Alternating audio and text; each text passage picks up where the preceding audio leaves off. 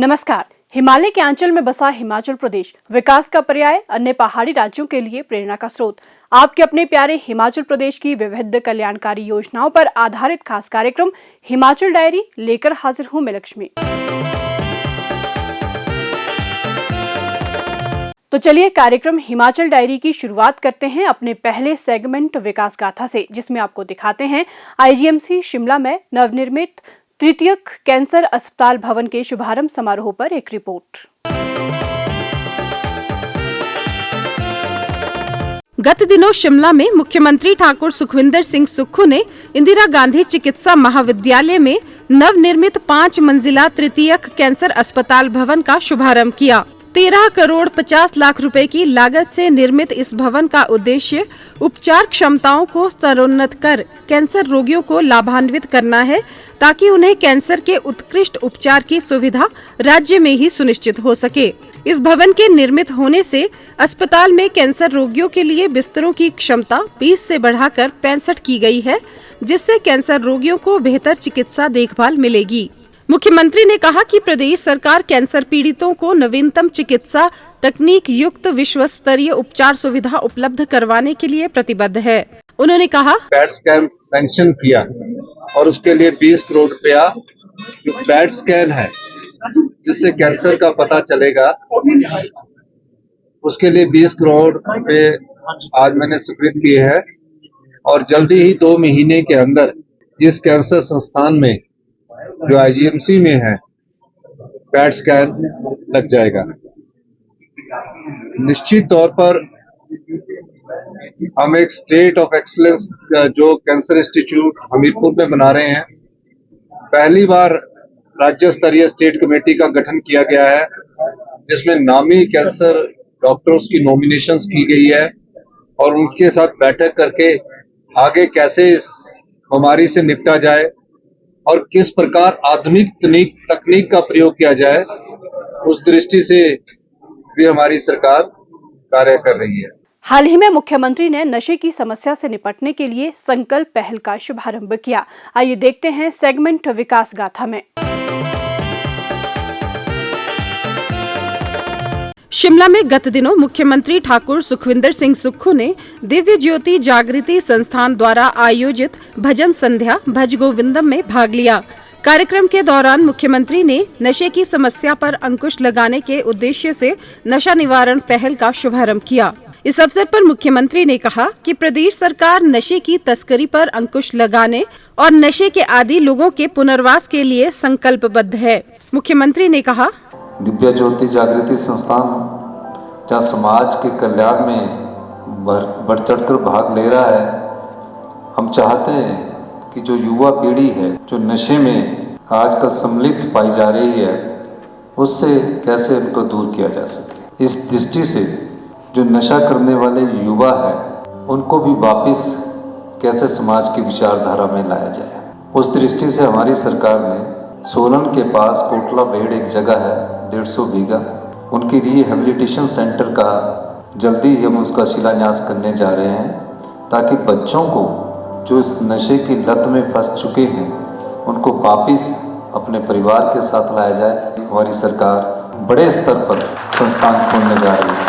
Railway minister को एक letter लिख कर आ रहा हूँ कि कालका से जो शिमला ट्रेन है, हेरिटेज ट्रेन है, उसको ग्रीन हाइड्रोजन से चलाने की अनुमति दी जाए और ग्रीन हाइड्रोजन का उत्पादन जो कि भविष्य की ऊर्जा है और उसमें हमारा राज्य कैसे सामर्थ्य बने, उसका 1 मेगावाट का प्रोजेक्ट हम ऑयल इंडिया लिमिटेड के साथ मिलकर इस नवंबर में उसका शिलान्यास करने जा रहे हैं और आने वाले अगली जुलाई में वो ग्रीन हाइड्रोजन पैदा करने वाले 1 मेगावाट हिंदुस्तान के हम पहले राज्य बनेंगे।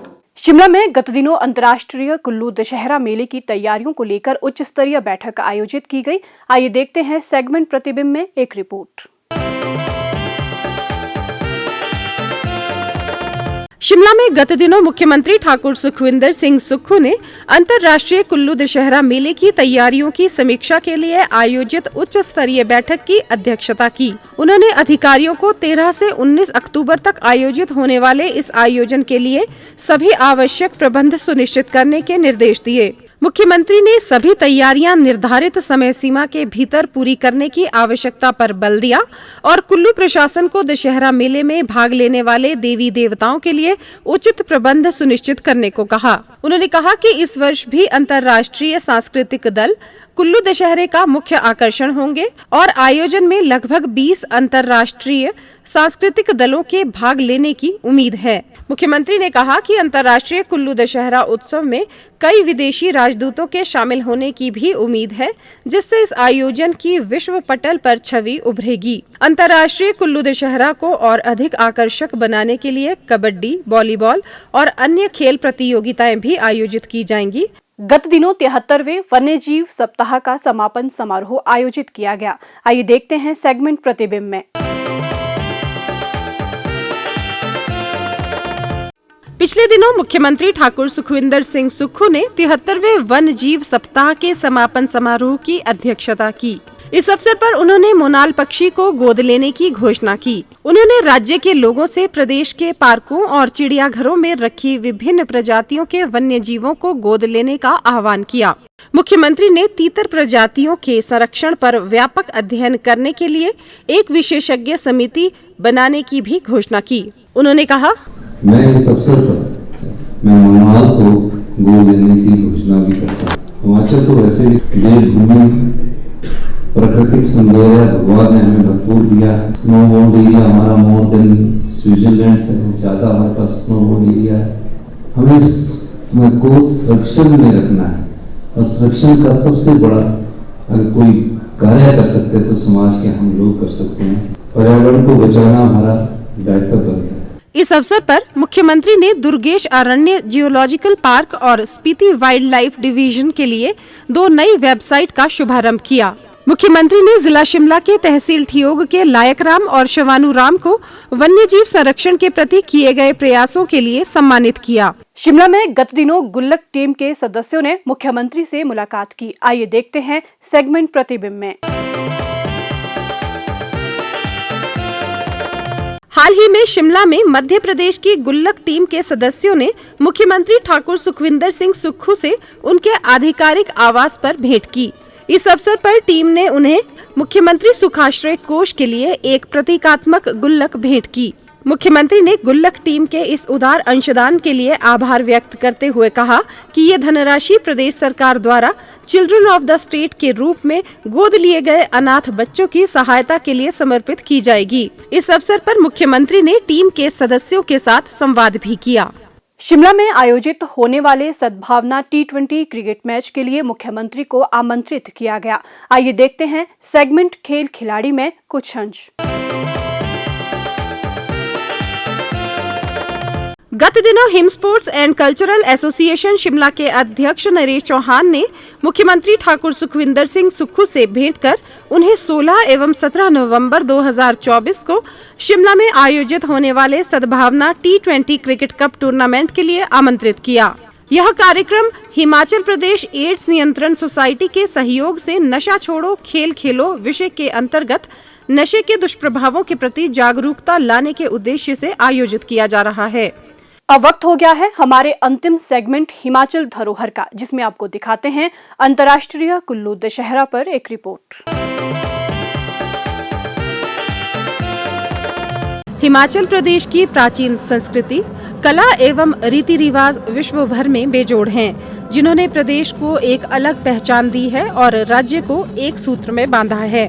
इस पवित्र धरा के कण कण में देव संस्कृति का वास है। राज्य में स्थित प्रसिद्ध धार्मिक स्थल और यहाँ आयोजित होने वाले मेले और त्योहार इस बात के साक्षी हैं कि आज भी हमारी पुरातन संस्कृति मूल रूप में संरक्षित है। राज्य में साल भर मेलों और उत्सवों की धूम रहती है, जो लोगों की धार्मिक आस्थाओं और श्रद्धा को प्रकट करती हैं। यहाँ मेले और त्योहार प्रदेशवासियों के जीवन शैली का अटूट हिस्सा है, जिसमें जनजीवन का उल्लास एवं उमंग परिलक्षित होते हैं। इसी कड़ी में जुड़ा है कुल्लू का अंतर्राष्ट्रीय दशहरा। जिस दिन शेष भारत के लोग दशहरे का पर्व मना चुके होते हैं, कुल्लू में इसकी शुरुआत होती है। यह उत्सव 1 सप्ताह तक चलता है। मेले की सबसे दिलचस्प बात यह है कि इस दौरान न तो रामलीला का आयोजन होता है और न ही रावण, कुंभकर्ण और मेघनाथ के पुतले जलाए जाते हैं। अंतर्राष्ट्रीय कुल्लू दशहरे में देशी विदेशी सैलानियों के सैलाब के साथ देवताओं के सैलाब भी उमड़ते हैं। कुल्लू के ऐतिहासिक दशहरा उत्सव की सांस्कृतिक पृष्ठभूमि श्री रघुनाथ जी की प्रतिमा के अयोध्या से कुल्लू आगमन से जुड़ी हुई है। श्री रघुनाथ जी के सम्मान में ही राजा जगत सिंह ने कुल्लू में दशहरे की परंपरा 1660 में आरंभ की थी। देव समागम में कुल्लू क्षेत्र के समस्त देवताओं की श्री रघुनाथ जी के सम्मान में आने की अपनी अपनी परंपरा है। मेले का आयोजन ढालपुर मैदान में श्री रघुनाथ जी की प्रतिमा के पदार्पण से होता है। रघुनाथ जी की प्रतिमा को उनके मंदिर से पालकी में लाकर मैदान में पहुंचाया जाता है। पूजा अर्चना के बाद रथ यात्रा आरंभ होती है। रथ को खींचना एक पवित्र अनुष्ठान माना जाता है। इस वर्ष कुल्लू दशहरे का आयोजन 13 अक्टूबर से 19 अक्टूबर तक किया जा रहा है। हिमाचल डायरी का ये अंक यहीं समाप्त होता है। अगले अंक में आपसे फिर होगी मुलाकात कुछ नवीनतम जानकारियों के साथ। तब तक के लिए दीजिए इजाजत। नमस्कार।